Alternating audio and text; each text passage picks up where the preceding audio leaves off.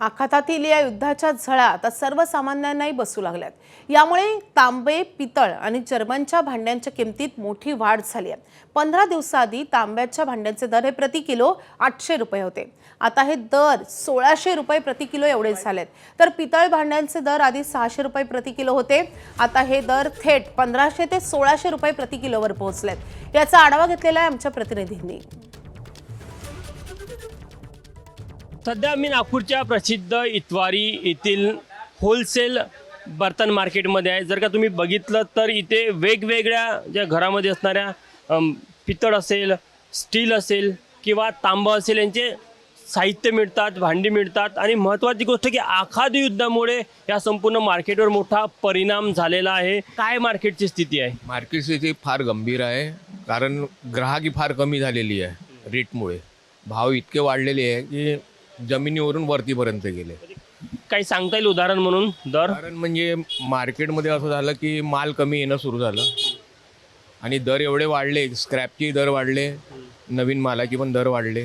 तांबा असेल, पितळ असेल, स्टील असेल, त्या किलोप्रमाणे किती दर वाढले? म्हणजे 800 रुपये किलो होतं ते 1800 रुपये झालं नवीन माल, आणि पितळ जे 550, 400, 600 रुपये जे होतं ते 1500, 1600 पर्यंत झालं।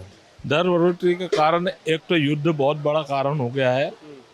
इससे कैसा होता है कि गैस वैस के भी रेट बढ़ गए, पेट्रोल डीजल के रेट बढ़ गए हैं, और इंडस्ट्रियल यूज़ के हिसाब से जब ईंधन और गैस नहीं मिलेंगी तो इफेक्ट तो आना है व्यापार में और रेटों में। और 15 दिन अगर इसी प्रकार की स्थिति अगर कंटिन्यू रही तो आगे की स्थिति बहुत ख़राब है, यानी लोगों में एक आक्रोश तैयार होने वाला है धीरे धीरे, जिस प्रकार से अभी चल रहा है सारी सिचुएशन।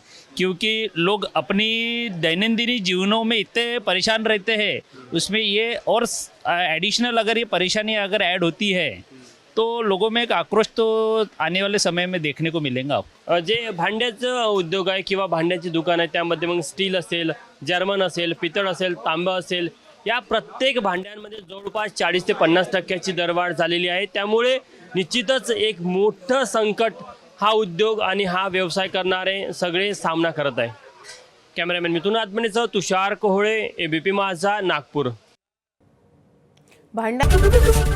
एबीपी माझा, उघडा डोळे बघा नीट।